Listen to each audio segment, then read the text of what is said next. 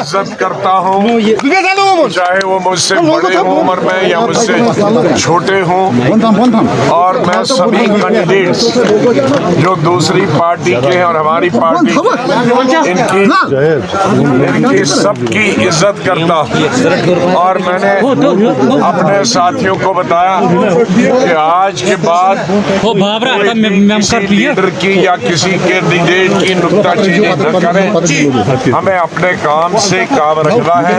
जो हमारी पार्टी का एजेंडा है और जो मेरा एजेंडा रहा है उसको आगे चलाएं।